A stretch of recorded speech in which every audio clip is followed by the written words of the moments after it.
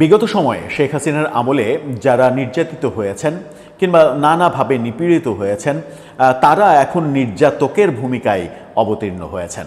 ব্যাপারটা একটু বিদঘুটে, একটু এলোমেলো মনে হচ্ছে, তাই তো? এ কথা আমার নয়, আমার তো মন্তব্য করার কোনো প্রশ্নই আসে না। এমনই অদ্ভুতরে বলছি, ব্যাপারটা শব্দটা প্রয়োগ বোধহয় ঠিক হলো না। এরকম অবাক করা, চাঞ্চল্যকর মন্তব্য করেছেন আমাদের ছাত্র উপদেষ্টা একজন মাহফুজ আলম। তিনি যেটা বলছেন সেই কথাটা যদি সত্যি হয় তাহলে জুলাই আন্দোলন এবং আন্দোলনকারীরা বড় ধরনের নৈতিক সংকটে পড়ে যাবে।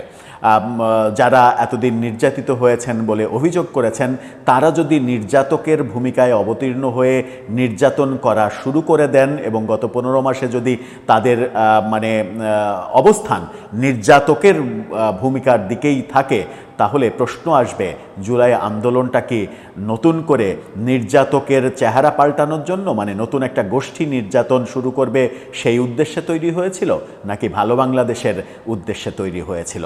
ভালো বাংলাদেশের বুলিটা শুধুই কি মুখের বুলি ছিল, মানুষকে শুধুমাত্র আইওয়াশ করা ছিল, নাকি সত্যিই এর পেছনে কোনো পজিটিভ কারণ ছিল? কি বললেন মাহফুজ আলম সেটা একটু আলোচনা করে দেখা যাক। কেন বললেন, কি বললেন, কাদেরকে বোঝাতে চাইলেন, কোন গোষ্ঠীকে তিনি বোঝাতে চাইলেন এবং নিজের উদাহরণও দিলেন। থাকবেন পলিটিক্স টিভির নিয়মিত আয়োজনে।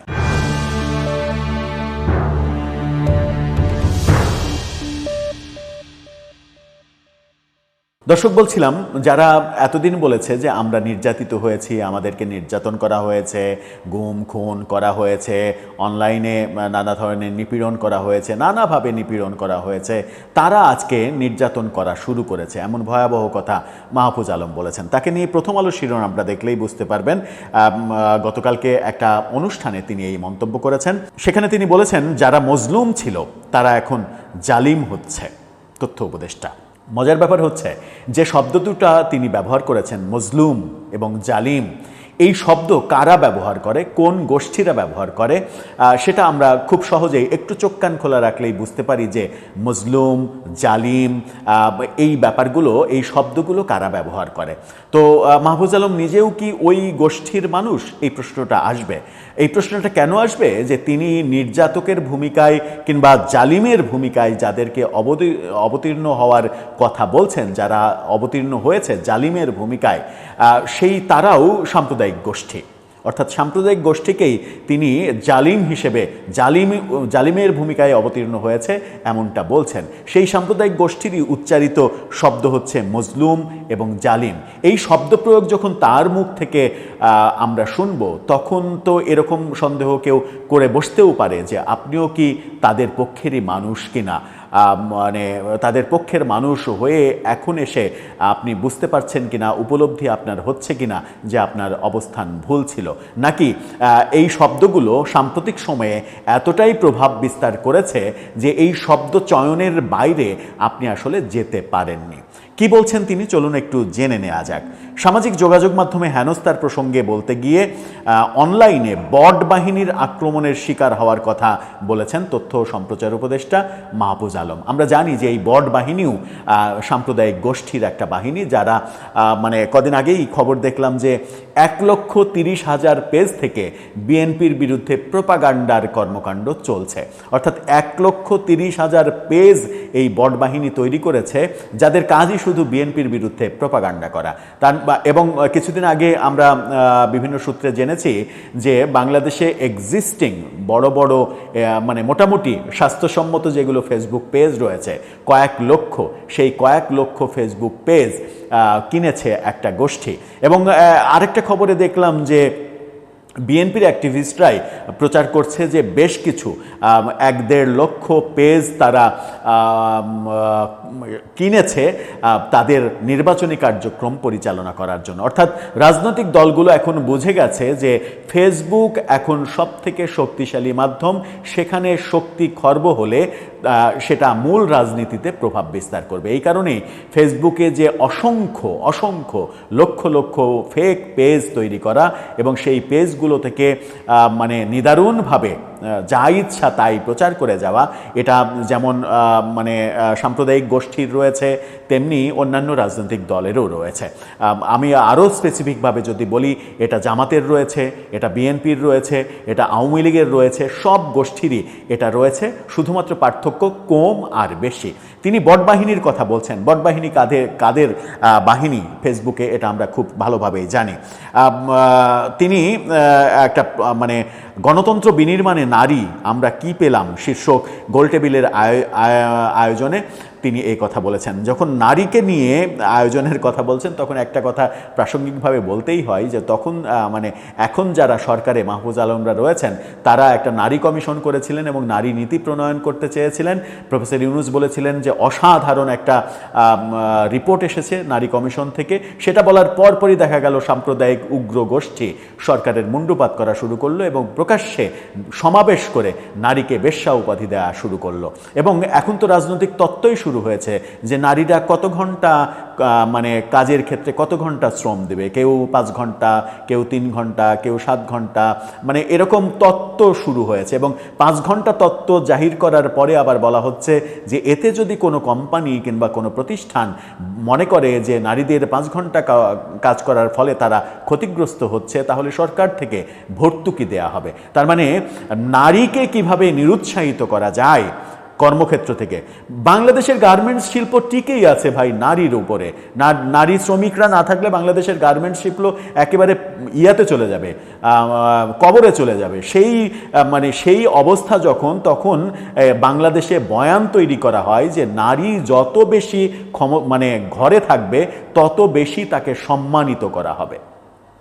অথচ এই নারী নিয়েই এই সরকারের উপদেষ্টারা এই ধরনের সেমিনারি করছেন, কিন্তু আদতে কিছু প্রতিষ্ঠিত করতে পারছেন না। প্রতিষ্ঠিত করার মানে কারণও নেই, কারণ যাদের প্রতিবাদের মুখে তারা পড়ছেন তাদেরকে নিয়েই সকাল সন্ধ্যা রাতে তারা ডিনার করেন, মিটিং করেন, খোশগল্প করেন, অনেক কিছুই করেন তারা। কি বলছেন তিনি? বলছেন যে সামাজিক যোগাযোগ মাধ্যমে হেনস্থার কথা ওঠার পর মাহফুজ আলম বলেছেন এমন সংঘবদ্ধ আক্রমণের শিকার তিনি এবং তার পরিবারের সদস্যরাও হচ্ছেন। তিনি যখন নিজে হচ্ছেন তখন উপলব্ধি করছেন যে তিনি হচ্ছেন, কিন্তু অন্যরাও যে হচ্ছে এই উপলব্ধি তিনি যদি আগে করতে পারতেন, তিনি আঘাতপ্রাপ্ত হওয়ার আগে করতে পারতেন, তখন স্মার্টনেসটা বোঝা যেত এবং সরকারের কর্মকৌশলের ক্ষেত্রে পারঙ্গমতা যে রয়েছে সেটা বোঝা যেত।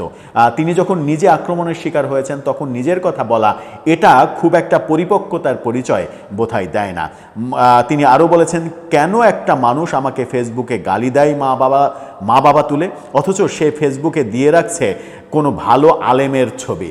এই তো মুখোশটা উন্মোচিত হচ্ছে যে কারা তাকে আক্রমণ করছে, অথচ সে ফেসবুকে কাভারে দিয়ে রাখছে কোনো ভালো আলেমের ছবি, অথচ সে আমাকে গালি দেয়। এটা তো ইসলাম বলে না, এটা তো ইসলামে বলে না।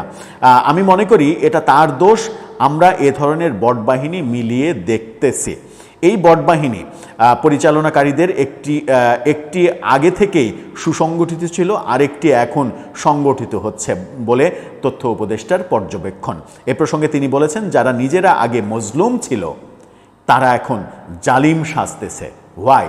অর্থাৎ যারা আগে মজলুম ছিল, যারা নির্যাতিত ছিল, তারা এখন নির্যাতনের পথ বের করছে, কিভাবে মানুষকে নির্যাতন করা যায়, এবং সেটা ধর্মের দোহাই দিয়ে। তিনি স্পষ্ট করেছেন যে কাভারে হয়তো বড় কোনো আলেমের ছবি রেখে দিয়েছেন, সে বটবাহিনীর কাজ করছে, নানাজনের ফেসবুকে গিয়ে আক্রমণাত্মক কথাবার্তা বলছে, উল্টাপাল্টা স্ট্যাটাস দিচ্ছে, গালিগালাজ করছে, থ্রেড দিচ্ছে, কল্লা কাটার হুমকি দিচ্ছে, অনেক কিছু করছে। নেপথ্যে থেকে জুলাই অভ্যুত্থান সংগঠনে সক্রিয় থাকা মাহফুজ আলম বলেছেন, অন্তর্বর্তী সরকার গঠনের আগে ছাত্র নেতারা রাজনৈতিক দলগুলোর সাথে কথা বলেছিল।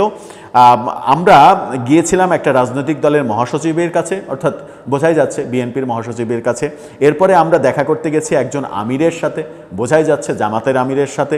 এরকম সবার সঙ্গে কথা হয়েছে।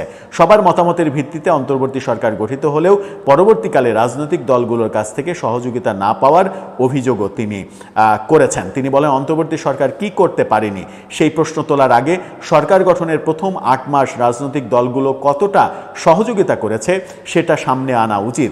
রাজনৈতিক দলগুলোর ইন্ধনে বা ইন্ধন ছাড়া প্রথম ৮-৯ মাসে অন্তত ২০০টির বেশি আন্দোলন মোকাবেলা করতে হয়েছে সরকারকে একা। তখন রাজনৈতিক দল কোনো ধরনের কোনো সমর্থন দেয়নি, এই কথাও তিনি বলেছেন। যাক, অনেক কথা বলেছেন, অনেক কথা বলে নিয়ে আলোচনা করতে চাই না। তিনি মূলত যেটা ইঙ্গিত করলেন যে যারা আক্রমণ করছে তাদের কাভারে কিংবা প্রোফাইলে দেখা যাচ্ছে যে বড় কোনো আলেমের, বড় কোনো হুজুরের ছবি, কিন্তু সে যে ইনবক্সে গালাগালি করছে, থ্রেড দিচ্ছে, হুমকি দিচ্ছে, অনেক কিছু করছে।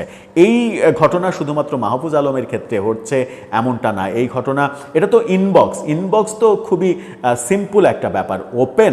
ওপেন যেরকমভাবে লেখালেখি হয়, যেরকম স্ট্যাটাস দেয়া হয়, একটি পক্ষ না, প্রায় সব পক্ষই, এবং বিশেষ করে এই বট বাহিনী যাদের কথা বলা হচ্ছে, এই বট বাহিনী সামাজিক যোগাযোগ মাধ্যমে যে এগ্রেসিভ অ্যাটিটিউড করে, পক্ষান্তরে অন্য বাহিনী, তাদের বিরুদ্ধ বাহিনীও ফেসবুকে যে এগ্রেসিভ অ্যাটিটিউড করে, একদল বলে যে তোমাকে দেখে নেব, মানে তুমি কোথায় বলো, কিংবা এত সুন্দর ভাষাই তো বলে না, হয়তো একেবারে মেরে ফেলার হুমকি দিচ্ছে কিংবা দেখে নেওয়ার হুমকি দিচ্ছে। আরেক দল বলে যে এদের চিনে রাখুন, এদের চিনে রেখে এদেরকে ভুলে যাবেন না, এই স্ক্রিনশটগুলো সংগ্রহে রাখুন, সময় আসলে এদেরকে আগে দেখা হবে। এই যে কালচার শুরু হয়েছে, মানে একদল আক্রমণ করবে, প্রতিআক্রমে আর একদল এরকম করবে, আগে থেকে হুমকি দিয়ে রাখবে, এই কালচার বাংলাদেশকে ধ্বংসের দ্বার প্রান্তে নিয়ে যাবে। সুতরাং এই যে মানে যারা মানে এতদিন অ্যাক্টিং করেছেন, আয়নাঘরে ৮ বছর থাকার পরে নতুন গামছা নিয়ে যারা বেরিয়েছেন, যারা অ্যাক্টিং করেছেন নানাভাবে যে নির্যাতিত হয়েছি, যদি আপনারা সত্যিই নির্যাতিত হয়ে থাকেন তাহলে তো আপনাদের নির্যাতকের ভূমিকায় অবতীর্ণ হওয়ার কথা ছিল না। কারণ যে ভুক্তভোগী সে তো বোঝে যে এই কর্মকাণ্ড করলে মানুষ আঘাতপ্রাপ্ত হয়, মানুষ কষ্ট পায়, এই কাজগুলো আমরা আর করব না। সেটাই তো ভালো মানুষের কথা হওয়ার কথা, সেটাই তো নতুন রাজনৈতিক বন্দোবস্ত হওয়ার কথা, কিন্তু সেটা হলো না। সেটা আমরা অন্য কিছু দেখছি। দর্শক, এই অন্য কিছু কেন দেখছি, আপনার মন্তব্য সেই ব্যাপারে জানিয়ে লিখতে পারেন আমাদের কমেন্ট বক্সে।